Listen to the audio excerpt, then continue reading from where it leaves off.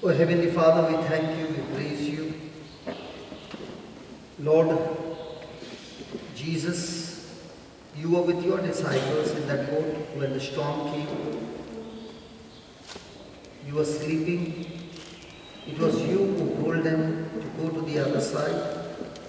It was your instruction and they were carrying out your instruction.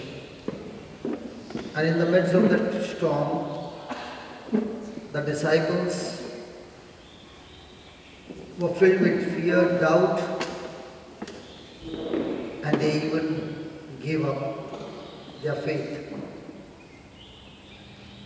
In the same way, Lord, we too go through storms of life. Teach us, O Lord, that you allow this storm to come into the lives of disciples, because there are so many hidden truths. And we ask you this morning, O Lord, to open up these secrets, this revelation, this insight, so that now when there are storms, we will not get into doubt, fear, or lose our faith and quit, but be extremely excited, understanding the truths and apply those truths in our life, and grow up spiritually stronger than before, and more than anything, our relationship with you begins to become more intimate. Oh Lord, we ask you to open up our minds to understand these truths, remember these truths, apply these truths, magnify these truths in our life, focus on these truths in our life, so that these truths will not only set us free, but also train us so that we can go around and teach others these truths, so that they also can be free. Lord, thank you for saving us, and thank you for taking us on this journey of victory. We thank you, we praise you in Jesus' name. Amen. Amen. Amen. So, let's go to verse 35 again. We are in Mark 4. We are in Mark 4 and 35. And the same day when the evening was come, he said unto them, Let us pass unto the other side. Let us pass unto the other side. And in verse 38, and he was in the hinder part of the ship asleep on a pillow, and they awoke him and said unto him, Master, care you not that we perish? So these disciples were actually facing the storm right in their face. Praise the Lord. Hallelujah. Hallelujah. Thank you, Jesus. It was a storm where they were physically experiencing the water come on them. The ship was filled with water. It was a terrible, terrible storm. Hallelujah. In this storm, I want you to use your imagination. The waves coming and beating them. They are all soaked. The boat has been filling with water inside. The disciples trying to get the water out of their boat. And they thought that they could do it, but now they find that this looks to be a never-ending storm, and they are actually tired. And this is what happens in our life. When we have a storm in our life, we try to face it with our own strength, with our own ability, with our own understanding. We get oppressed, and there are times when this storm is so strong that the person even thinks of quitting his life, of thinking of committing suicide. Then there are storms that beat up your heart, that your heart is broken. It leaves your heart wounded. Amen? Amen? And this is what happens. You can just write down this.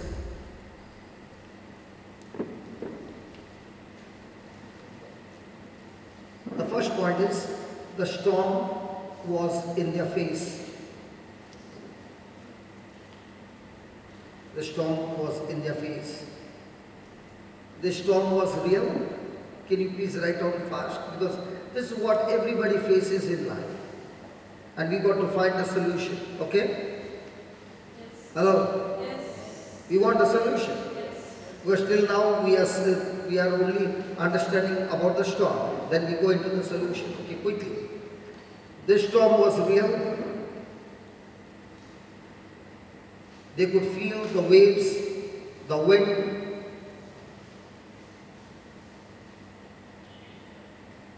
They were soaked.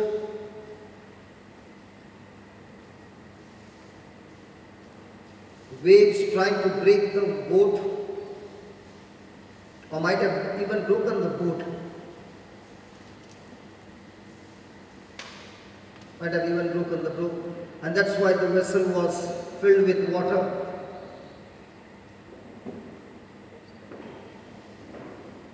They are tired. They are tired.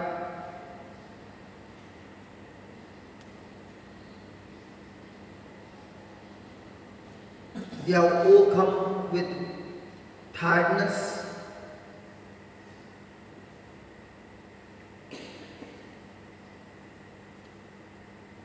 Struggling with their oars.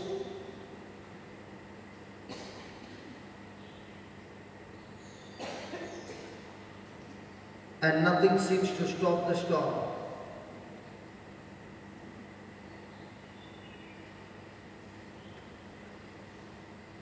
In the same way, next paragraph, in the same way, nothing could seem to stop the storm. In the same way, when our storm comes,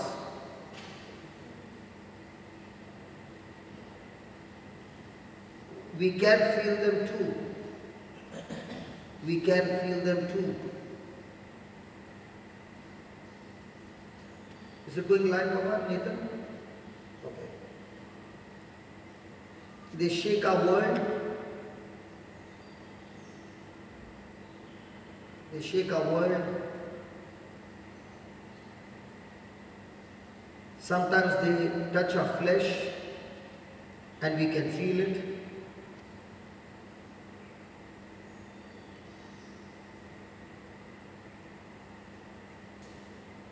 They touch our heart and we can feel it.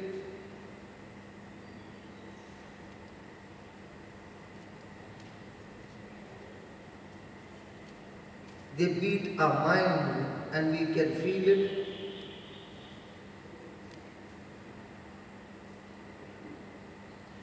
They batter our lives. They batter our lives and wear us down.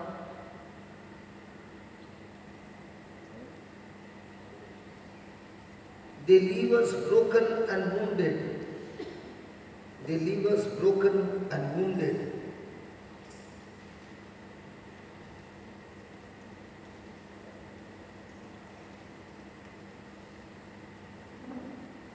Next paragraph. Yet the greatest danger, very important, yet the greatest danger the disciples faced, yet the greatest danger the disciples faced that night, yet the greatest danger the disciples faced that night was not physical. Was not physical.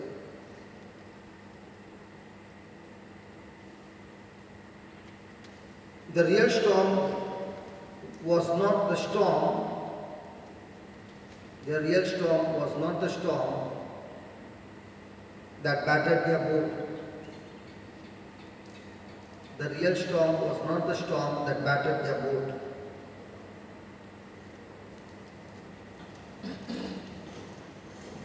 The real storm they faced, the real storm they faced that night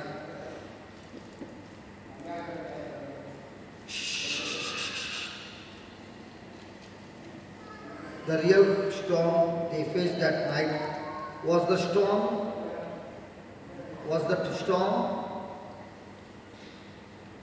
that struck them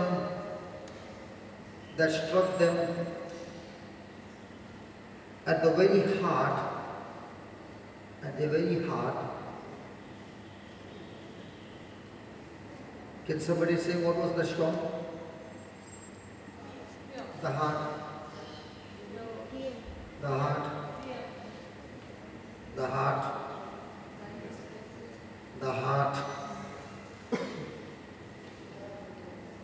They doubted Jesus. They doubted their relationship with Jesus. What did they say? Do you not care for us? Do you remember? Hello, how many times when the storm is too big and you have tried it all, there comes a heartbreak. And what is that heartbreak? You get really angry with Jesus. Where are you, Jesus? Why are you not helping me, Jesus? Can't you see me struggling? And they actually broke their relationship with Jesus when they questioned Jesus, don't you care for us? Can't you see we are perishing and you are sleeping? You can't even do anything for us? And this is what happens in our life. The devil wants to put that pressure on us in the midst of a storm so that he wants us to get angry with Jesus and break our relationship with Jesus. Hallelujah. So in that storm, the storm was not the physical storm. The physical storm was meant to create a spiritual storm which would break them of their relationship with Jesus, and when that is broken, the devil can torture them and kill them. And that's what happens in our life. When you're going through a storm and you were praying sincerely and nothing seems to happen, you are tired now and you want to quit, and when somebody says, come on, pray to God. What God you're talking about? Possible? Yes. Come on. Don't you even take his name. Come on, possible? Weren't you the one who was preaching before about Jesus? That I don't care now. Why is that so much bitterness with Jesus? Because this battle is not a physical battle, it's a spiritual battle. The physical is only meant to put pressure on you so that you get into a spiritual divorce from Jesus, a spiritual separation from Jesus, because he alone has the power to stop the storm and get you out. Hallelujah. Praise God. So the more dangerous was not the physical but the spiritual. Amen. Is it true? Yes. Okay, what did you write? The second point was, the first point is the storm was in their face. The second one, the storm was in their faith. The storm was in their faith. Now, before we reach Mark chapter 4, if you read 1, 2 and 3 chapters, you will find Jesus doing amazing miracles. Okay? And these disciples have witnessed all those miracles that Jesus did, and they can say without a doubt there is not a single thing that came against Jesus and they got victory. In everything, Jesus settled it instantly. They have seen it over and over again. And now Jesus is taking them into this storm. Now listen, Jesus on purpose has taken them on the storm because he wants to teach them. That's what we are going to learn in the future. Now let's study this. Praise God. Hallelujah. Hallelujah. How many of you made the first chapati of your life? Anybody made the chapati for the first time? How was the chapati? It looked like amoeba? Not map of India. Map of India is where every time it will be the girl. It was amoeba, shapeless. Once it was this side more, sometimes this side was more. Hallelujah. And the chapati had become like tandoori. Okay? Now, when you remember that this is how the Lord shared with me, because when I made the first chapati, it was totally like amoeba. Hallelujah. And when I took it, it was like papad. Praise God. Hallelujah. So, even though you started there, are you still making amoeba? Are you still making papads? No. Why not? Because you mastered it. Right? In the same way, Jesus wants to teach us in the midst of the storm how to master it, overcome it, and get victory. Amen? Amen? Okay. So write down the storm was in their face. In their faith. Okay. Now, did they accuse Jesus? Did they accuse Jesus of not caring? Sit down.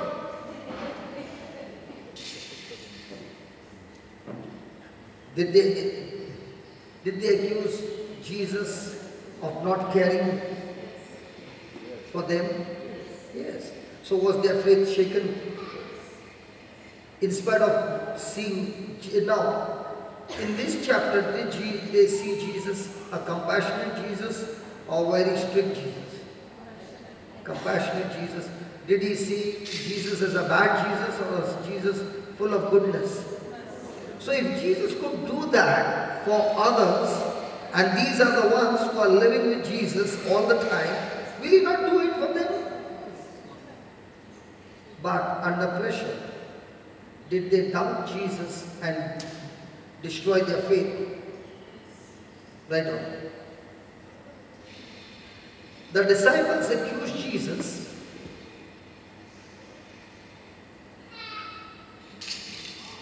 of not caring about what they were facing.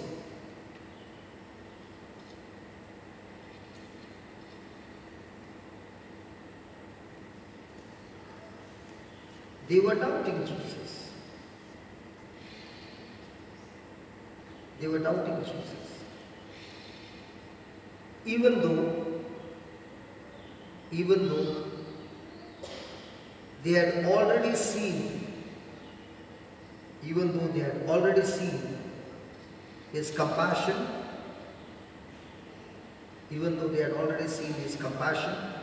and goodness in action.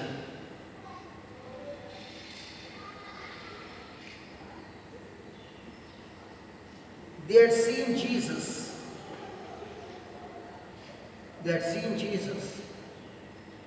face and conquer. They had seen Jesus face and conquer every imaginable situation.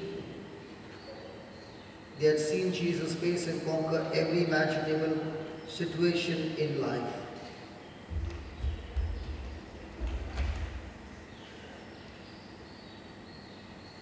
That is in Mark chapter 1 and 2. They were looking at the situation.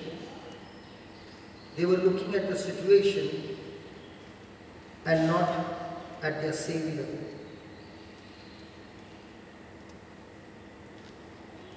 Anybody going through a storm here? Hello?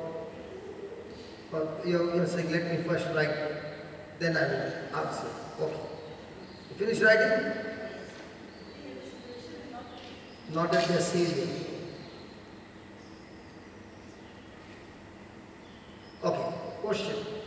Is there anybody facing storms in your life? Good. Now, ask a question to yourself. What are you looking at? The real problem in the storm was only one thing. What was the thing? They were looking at the situation and not at their Savior. Now, a quick question to yourself. Where are you looking at?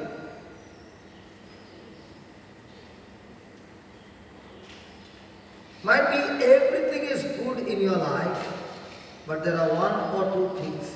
They are extremely like a roaring lion. Now throughout the day, what are you looking at? Has God done some good things in our life? Has He been compassionate? Has He been forgiving? Has He been protecting? Has He been blessing?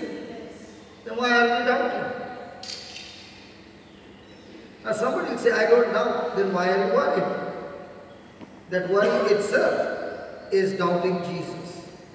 And that's why Jesus wants to teach us that we can rely on Him. Hallelujah. Hey Marina, today you were washing your plate, okay? And I was watching you from behind. And I said, Lord, let me see the attitude, okay? Because I know you would be so happy. So I came, I did not even ask, can you wash it? I just said, do this one also. Because I know the attitude. Are you understand? That's why I wanted to recheck, and it goes the same. In the same way, when you understand that Jesus is in your home and He is all the time there to help you and take care of you, now when the storm comes, you are already happy because you know that even though everything is breaking around, my Jesus in me is going to help me not only to rebuild, but rebuild better, stronger and higher. Hallelujah. Now, let's say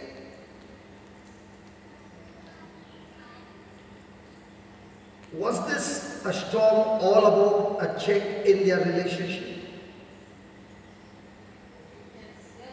Come on. So if my relationship with Jesus is strong, then do I need to fear? Was the disciples' relationship with Jesus strong? Yeah. But they also broke down. And that's what Jesus wants to tell us. That when these kinds of storm comes, it is only meant for us to learn to focus on Jesus. Okay, let me put it another way. Praise God. God, you're so good. Now, I told you about the elephant, right? Okay. What if there would have been a pack of lions and they were hungry? And they were so close. Do you think we would have fear? Yes. And I'm asking you. Yes. Not at all. Now you'll tell, why not with the lion, but why with the elephant? But the lion cannot come and turn the vehicle down. And the vehicle, the windows are all closed. He can see me, I can see him. His mouth might be watering. But he cannot touch me because all the glasses are on top and the car is made of metal. He can't break through. In the same way, when I am in Jesus, the devil can show me all his, but he can't touch me because I am in Jesus Christ.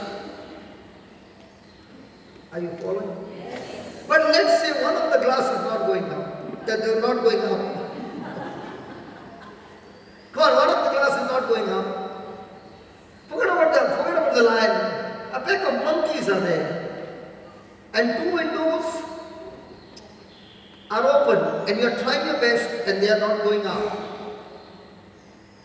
And you are alone in the car. Won't you get scared when it is a monkey? And there are bananas in your car. Hallelujah. Come on, different situations. Praise the Lord. If you take that example of a lion, a pack of lions, all hungry, and you are in the car, all alone, their mouth is watering, all glass on top, and you are there. You can be saying, hi. Hallelujah. Are you following what I'm saying? That's how it is with Jesus. Thank you, Jesus. Nobody liked it. I loved it. I love that example. Praise God. Thank you, Jesus. So write down. They had their eyes on the problem, They had their eyes on the problem and not on the problem solver. Jason, they had their eyes on the problem and not on problem solver. Praise God. Jason, is there a lot of improvement? Yes. So don't give up. Okay? If you see in the natural, there will be everything against you. Okay? But if you look at the last 2 months, what the Lord has done, first thing, very important, He has changed your heart. Is it right? He has changed your relationship with Him, right? He has changed the relationship in the family, right? So many things have happened good, right? And the devil wants to just show you one thing, okay? And that, even that thing, there are so many things. Now your legs are moving, right? You're already moving. You can feel the nerves have come back alive. Yeah, praise God. It is work in process. Progress. Hallelujah. If anybody had to come when this thing was constructed, you could see holes, you could see all this in a mess. But everything has to go through work in progress. Thank you, Jesus. So, we are also like that in our storms, right on? There have been times when the storms are raging in our life. There are times when storms have been raging in our lives, that we too begin to question.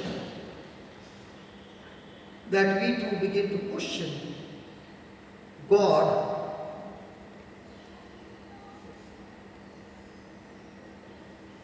We too question God's concern for us. We might have not said it aloud.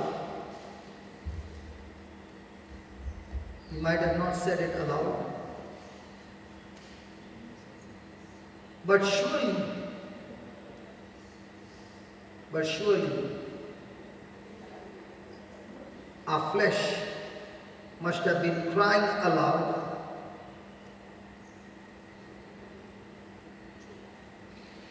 Lord, don't you care? Lord, don't you care about what is happening to me? Lord, don't you care about what is happening to me? Or, if the Lord really loves me, or if the Lord is really loving me, or He really loves me, why is this happening to me? Give me Hebrews chapter 4, 15 and 16. Why is this happening to me?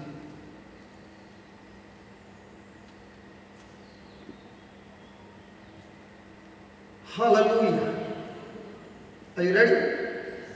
Please fasten your belts. You're going to fly high. Praise God.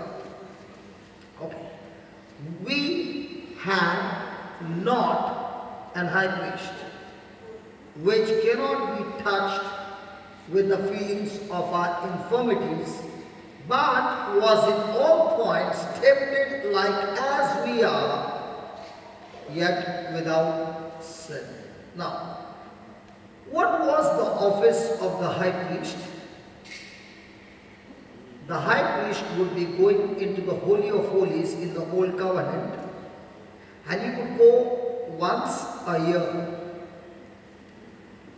And this high priest would be extremely fearful to enter the Holy of Holies, because if he had not sanctified himself before going in, and there was any trace of sin, he would be dead in the presence of God.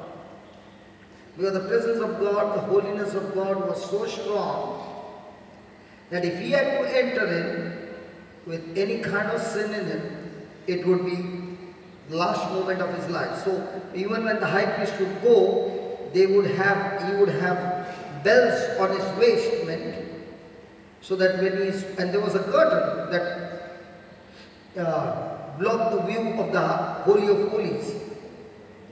So they would be standing there to hear the bell ringing.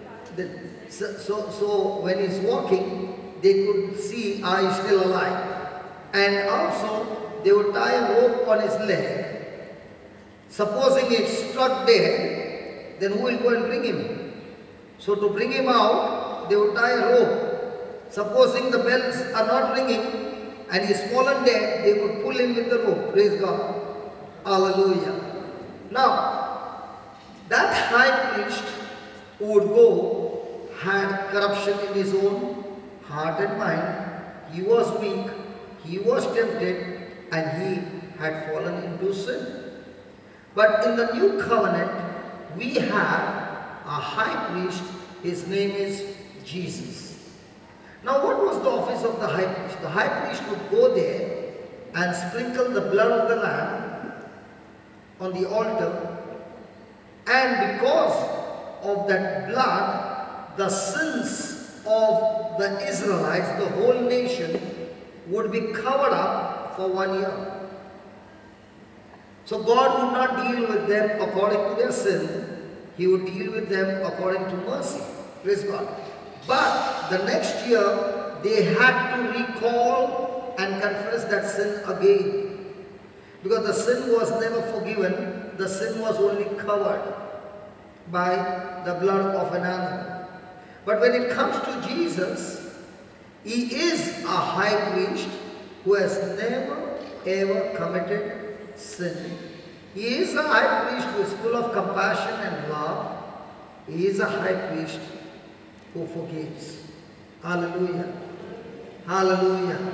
And this high priest is not in the Holy of Holies on earth in a temple, but this high priest is seated at the right hand of the Father, right in His presence. Hallelujah. And this high priest cannot be touched, which cannot be touched with the feelings of our infirmities, but He was in all points tempted like us. Now, what He's trying to say is, Jesus lived as man, and He understands how difficult it is to live as man in this corrupted world, and the only way you can live a victorious life in this corrupted world is when you are all the time connected to the Father. That's what we learned yesterday. Jesus, when He was in the flesh, offered up prayers and supplications with loud crying and with tears to the Father, who was able to save Him from death. So, because of His total dependence on the Father and having a relationship with His Father, He was able to overcome every trials and every temptations in life. Praise God. Now the same Jesus who has already overcome for us is seated at the right hand of the Father, and what is He doing there? He is interceding for us. Hallelujah. Hallelujah. And then in 16, let us therefore come crying and fearfully. You know what the Lord is saying? I know you have made a mess. I know you have fallen down. I know you have failed.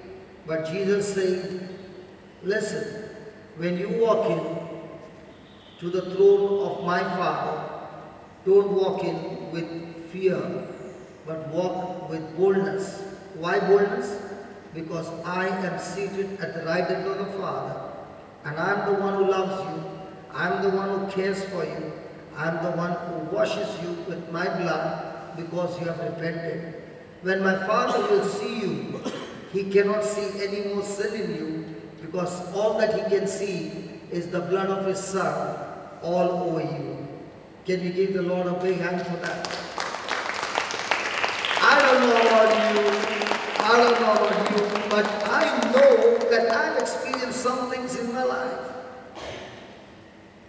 As I told you, in school, I was a very, very good boy. So my mom always had an interview with the principal. Praise God. Hallelujah. So there were many times means every week, I used to bring trouble at home, praise God. And when dad would come to know, he could not control, he would want me to change, praise God, but I would not change, and it was always a struggle. And sometimes I would done a big mess, and then I would run to home. Because 7 o'clock dad would be back from work. And I know by 7:15 the bashing would start, praise God. So where do you think you would go? To mom. And mom would say, okay, next time you won't do? No. Last time also you said, okay. And I would put some tears here and there and praise God. Then mom would say, okay, this time I will not tell dad. And I would get saved. Are you understanding what I'm saying? Has anybody ever tried that? Nobody. Boys, girls will not have that issue. Boys, anybody? All good boys, man, yeah. Liars. Never went to mom? Jason? Huh? When? What about you, brother? He was working. So what? She's working. She's working out abroad. Okay, praise God. Hallelujah. So when I began to study this, the Lord, I thank God, He teaches me with my own personal life. And He began to say, how many times mom came to your rescue? I said, many times. When you were in a big mess of finances, did your dad come to rescue you? I said, yeah. So do you think I won't come to rescue you? Come on. If your dad and mom can come, and I who created you, I who saved you from the destination of hell, got you born again, and if I've saved you and I've touched you, it's not because I want to abandon you. I am taking the responsibility to see to it that you can make it to heaven. But only one thing I ask you, come to my Father. That's all. Come to my Father. He's not going to question you what you did, because He is going to see only my blood on you. He's going to sanctify you, He's going to love you, He's going to embrace you. Praise God. That's the relationship. So He's saying, let us therefore. Why therefore? Because we have got a high priest who is full of compassion. We've got a high priest who is full of mercy. Amen? Let us come boldly unto the throne of grace. Throne of what is grace? A student failed in an exam for 5 marks. Teacher gives him. So grace is given to people who are qualified or disqualified. So the next time the devil reminds you and says, hey, listen, you failed. You say to him, yes, I failed. Now I'm qualified to receive grace. Because grace is given to only disqualified people. Are you qualified people? Is there anybody who has never committed a sin? Girls possible, we men.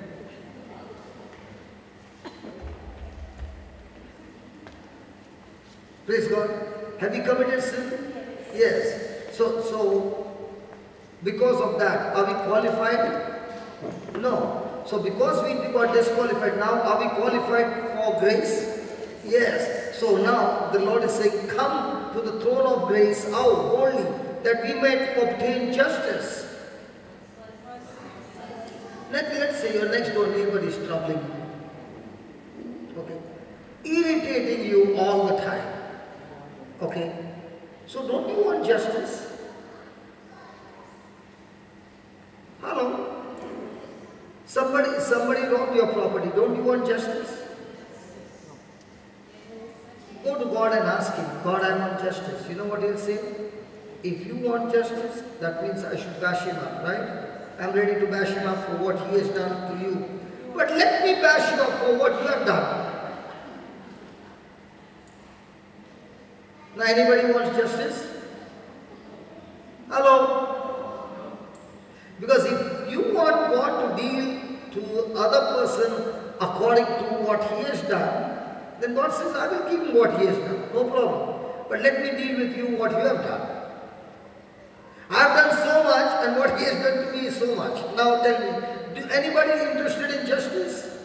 So he's saying when you come to the throne of grace, don't pray for justice but come for mercy. Amen? So come for mercy at what? When he gives you mercy, what is mercy? Mercy is, I have done something wrong, I deserve to be punished, but because of mercy, God cancels my punishment. So you are coming to the throne of grace for what? First of all, to receive mercy. And once you have received mercy, he gives you grace. Means what? I don't deserve to be blessed because I've made a mess. But God takes Jesus' blessing because of his obedience. My disobedience, I deserve punishment. So my punishment, the high priest Jesus has taken upon himself. His obedience deserves what? Blessing. So God takes his blessing and puts it on me. It's called grace. I don't deserve it, but yet God gave it to me as a gift. Praise God. Let's say the prodigal son. Okay. Had he messed up his father's all his wealth? Come on. Yes or no? So did he deserve to be treated with a celebration? Did the father have a celebration? The celebration was for whom? Hello, the celebration was for whom?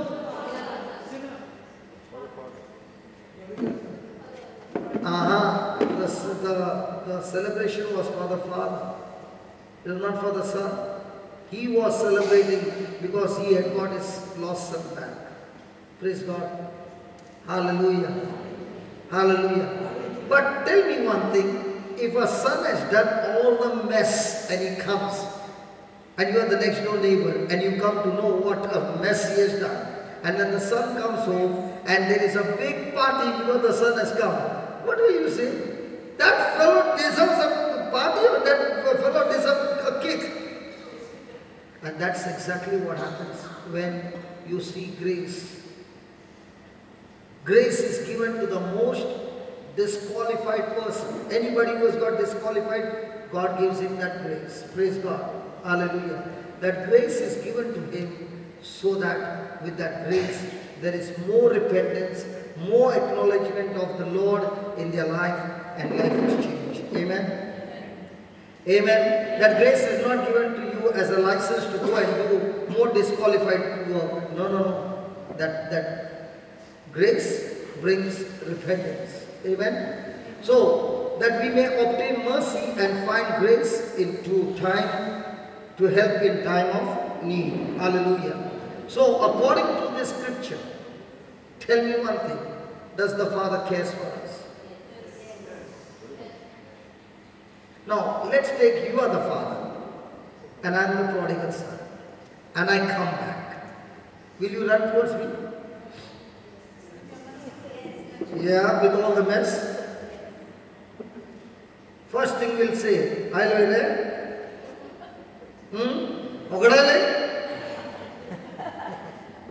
Pura cover gave. Come on, all those dialogues will not come. Anybody from Bangalore? Hey, Bangalore man. Correct dialogue? Correct dialogue?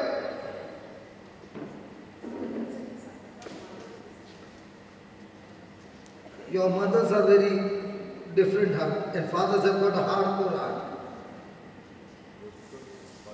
Hallelujah. So write down, God cares more than we can imagine. God cares for us more than we can imagine. Hebrews 4:15 and 16. He cares and He's working in our situation. He cares and He's working in our situation. Even though we might not see it now, even though we might not see it now. Praise God. Now, is that clear? Does God care for you? But do we believe that He cares for us in a situation?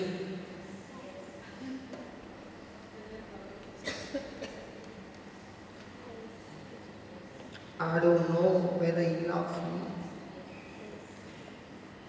If you don't know whether He loves you, then why did He spread His hands? Correct? Why did He spread His hands for you? Praise God. On the cross.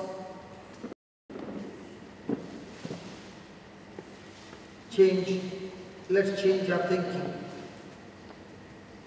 The next one, the third one. The storm was in their fears. Now, the ship was going rock and roll. The waves were beating on the boat.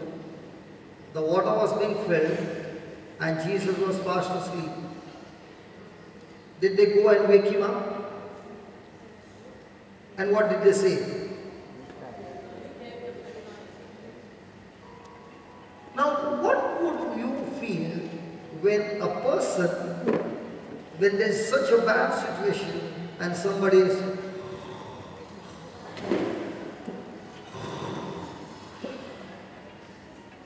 they are taking water out of the ship and putting it in the sea, and there's somebody snoring there. Is it going to irritate? Won't it irritate them? Hallelujah. And the person who is sleeping can fix it up.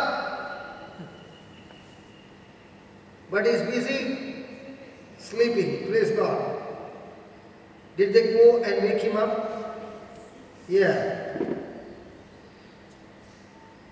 Now why did they wake him up? Because they were actually terrified and they had lost the battle in their mind. They had already lost the battle in their mind. They had given up hope that there would be any way that they could come out of the storm. And that's why out of fear, the first thing they opened their mouth and said, "Don't you care for us that we are perishing?" Praise God. Hallelujah. Hallelujah. And that's what happens in our life. When we are full of fear, we begin to question God and ask Him, "Don't you care for me? Can't you see how much I'm perishing?" And let's see what Jesus has to answer us this morning. Okay, please write that. Is it helping you? Is the Lord speaking to you? Because the ladies never put their hands up because they have no storms. Men, is the Lord talking to you? Yeah, praise God. They don't have storms in their life. What? I thought you said we create storms in our life. Okay. Jesus was fast asleep in the boat.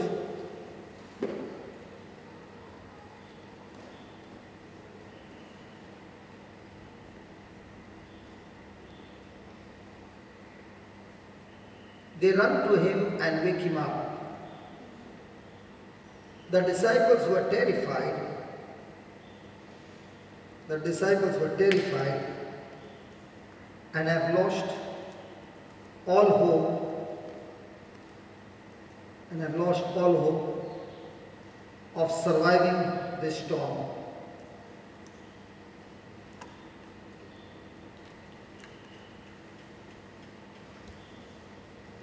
They cried out, "We perish." They cried out, "We perish."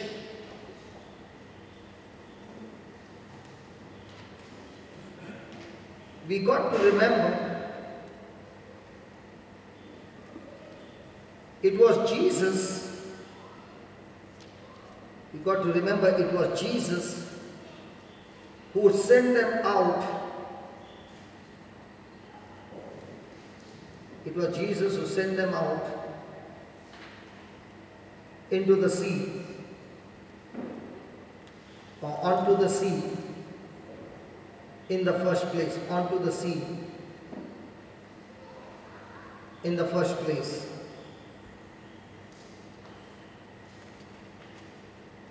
These people had left everything to follow Jesus.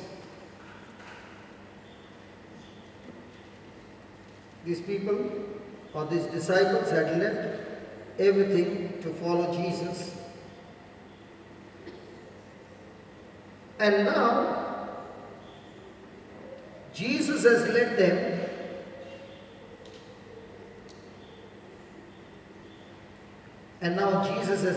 into an impossible, dangerous situation. And now Jesus has led them into an impossible, dangerous situation.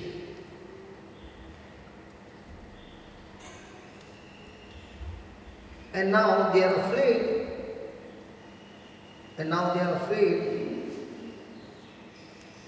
That Jesus is just going to allow them or let them to die. And now they are afraid that Jesus is just going to let them all die. Give me Hebrews chapter 13 verse 5.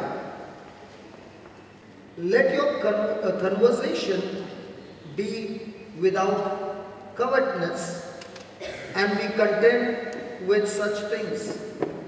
You know, the biggest problem in our life is what? Contentment.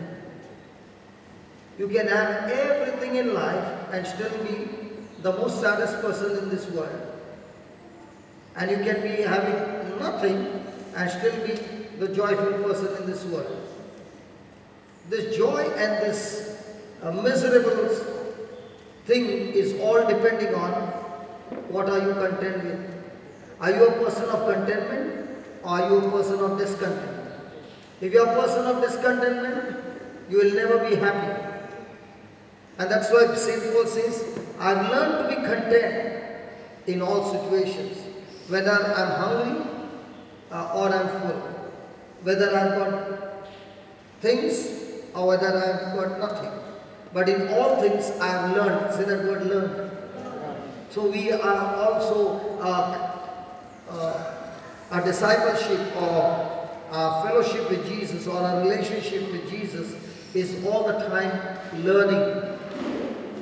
Just like a child who goes to school and uses the textbook and starts learning, and then he answers. In the same way, the Bible is the toolbox which teaches us the truths of the kingdom of God, and when we learn them and study them and remember them, when the opportunity comes to answer the situation, we use the answers from the textbook called the Bible, and those who do that are the ones who experience not only victory but much more a deeper relationship with Jesus.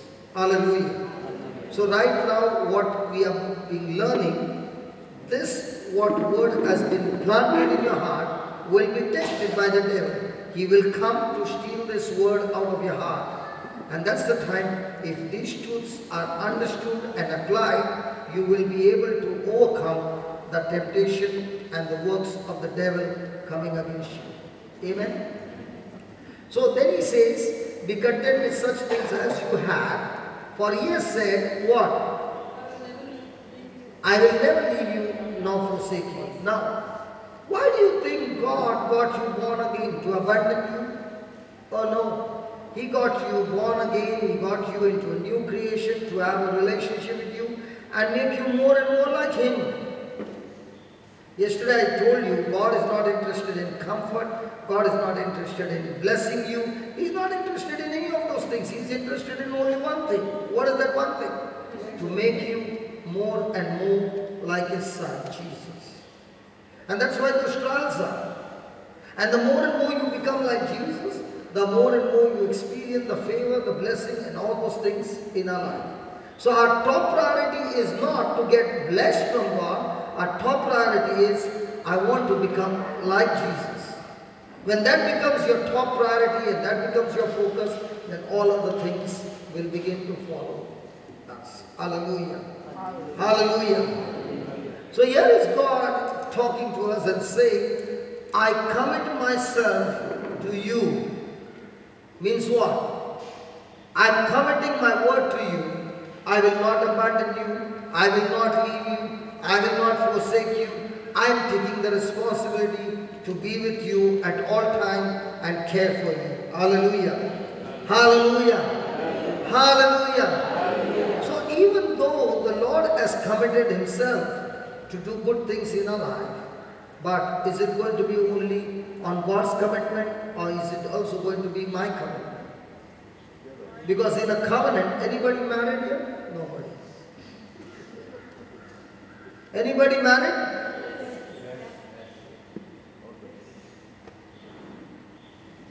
When you got married, was it a covenant or a partnership?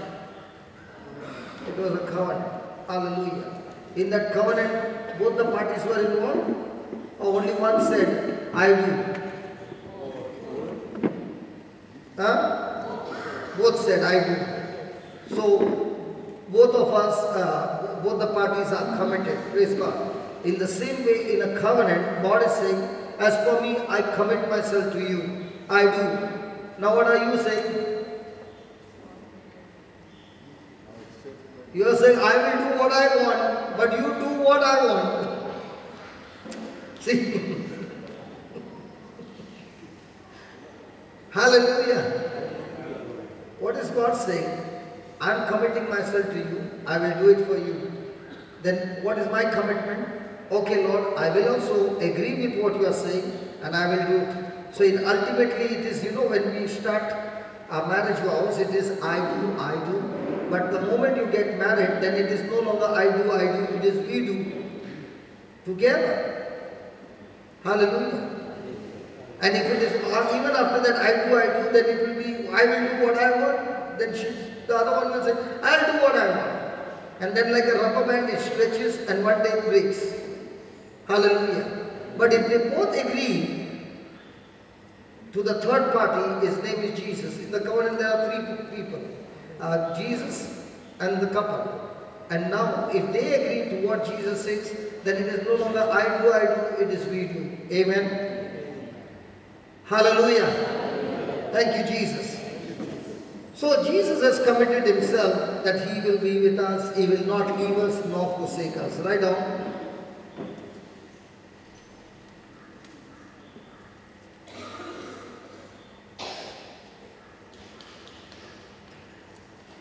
The Lord did not save us. The Lord did not save us. You want a pen and a paper? Book? You got it? You have to just give them.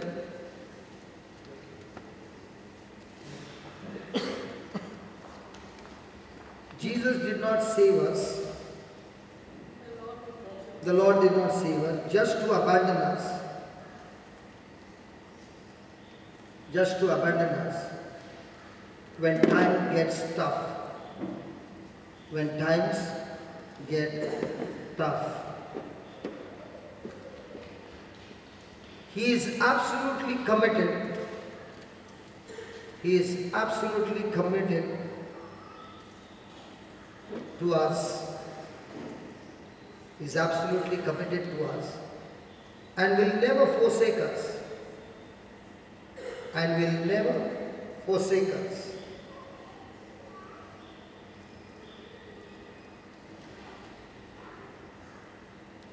Hebrews 13:5 says, He will never leave us nor forsake us.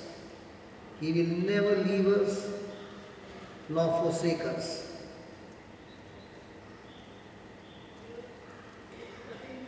13:5.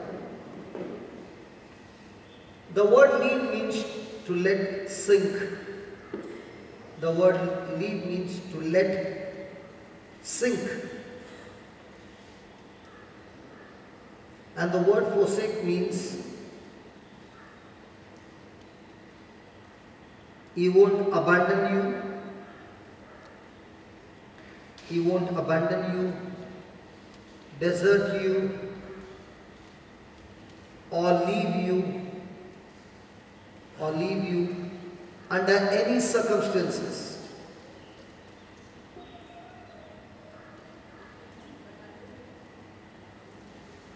abandon you, desert you, leave you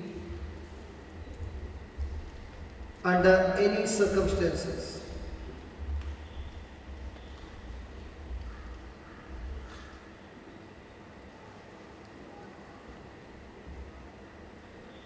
So it means when the storm is raging,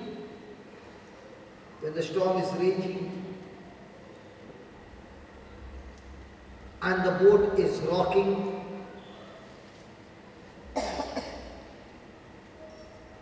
the winds are blowing, the waves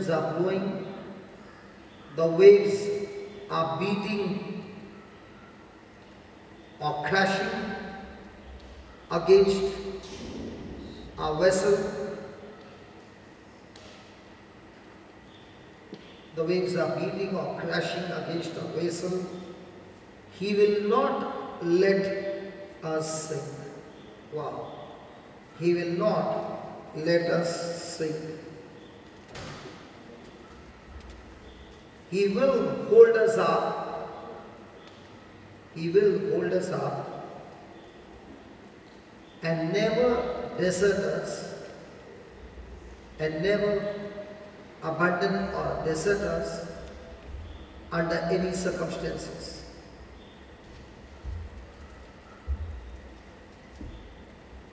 The Lord Jesus is absolutely committed to us. The Lord Jesus is absolutely committed to us. Hallelujah. So when he says, I will not leave you, means what? I will not allow you to get drunk. I will not allow you to get sunk. Then when he says, I will not forsake you, what is he saying? I will not break my relationship, abandon you, desert you, or leave you. Praise God. Hallelujah. Now, is it possible for a person who is very stuck to you, very close to you in a relationship when everything is okay, but when the pressure comes and the circumstances become difficult, is there a chance of a person to abandon you? Come on. So here is Jesus giving us an assurance and saying, no matter what your circumstances are, I will not separate myself from you. I am committed to you till the very end. Hallelujah.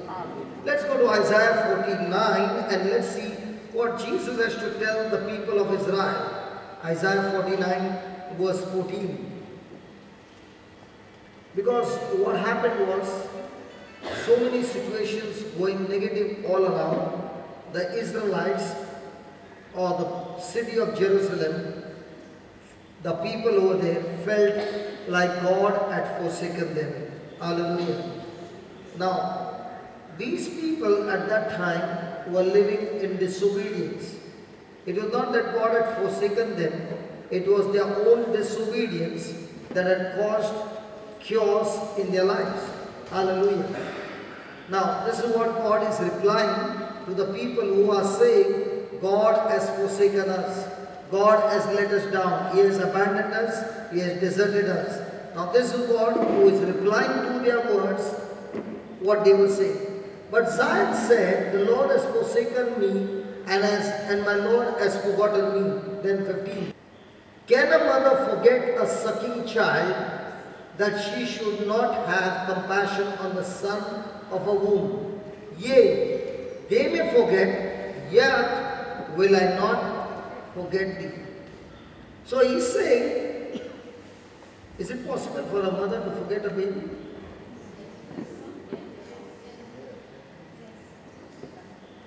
There are some mothers, for situations, circumstances or whatever, they leave the baby at the convent door. Now the Uganda where I went, now this person who invited me, she was born a handicap. So the mother put the child slowly in a dustbin and walked out. And a priest saw it, and he picked up the baby and brought the baby home. This baby was on a wheelchair for 18 years. This priest educated this baby along with other babies as well. And this baby grew up to become a neurosurgeon. And that is Dr. Christine. Praise God. And when she grew up, he introduced her after giving her Jesus, introduced her to her mother. And this time when I went, this girl is looking after the mother, and the mother was on the bed with some sickness or something. And she said, brother, before we can start our trip to the border, can we just go and pray for our mother? So we went and I saw the mother, we prayed, and by the time we reached the next day, the mother was out of bed, and she was so much rejoicing that, God had healed her mother. Praise God. Now, the question is, I asked her, when you came to know that your mother abandoned you, and when the priest introduced to the mother, didn't you feel angry about it? She said, the priest introduced me to Jesus in such a way that he said, listen, God allows things to happen because he is a God and he knows all things. God works all things together for good. And he said, let's say your mother had not abandoned you. I don't think so you would have got the education that you got. I don't think so the goodness that came. I don't think so you would have ever been a doctor. And she began to realize all that. And he said, I don't think so you would have gone out of the wheelchair and all these things. When you look at the goodness that God did, and now God wants you to go and love your mother and take care of her. Praise God. Her heart was moved and she said, hey, but then when I asked her, she said, look at the advantage that happened because of which my mom abandoned me. I don't know what was the reason. I think it was poverty. She could not take care of me because I was already handicapped and all those things. But when she abandoned me, God gave me a priest who took care of me. And now when she became a doctor, she began to question God, why did you make me a doctor? For what reason? What am I supposed to do? And she now looks after abandoned children, and they've got about 25, 26 of those children whom she is raising and taking care of them. Praise God. And she's saying, I believe that God has given me all this education and all this so that I can earn the money and go there and do this missionary work, and I'm so happy with that. Praise God. Hallelujah. Thank God for giving us such people. Amen. Hallelujah. Tell me one thing. Here they are questioning God's love. Hallelujah. If God had no love, do you think he would have got the Israelites out of Egypt, out of Pharaoh's hand? Come on. He loved them. That's why he brought them out of Pharaoh. Hey, do you think the Israelites could ever come out of Pharaoh's clutches? They were slaves. But it is that love that brought them out of slavery, and God wants to give them the best. But before he can take us to the higher session, he wants to train us, teach us, help us to renew our mind and get into a relationship with him. And that's what happened to the Israelites. Every time they were walking through the desert and they faced a problem, they remembered Egypt and they began to curse God. And that's what happens. The moment we get into uncomfort, that, trials in our life or problems in our life, we have got an understanding they are negative. They look to be negative, but when you begin to use them as opportunities to practice what God said, it is an opportunity for us to grow stronger, better, and move higher. Higher. Hallelujah.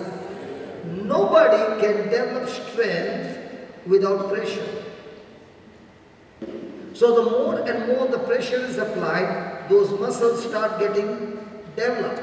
In the same way, God wants to develop spiritual muscles in a heart and in a mind, and that he can do only under pressure.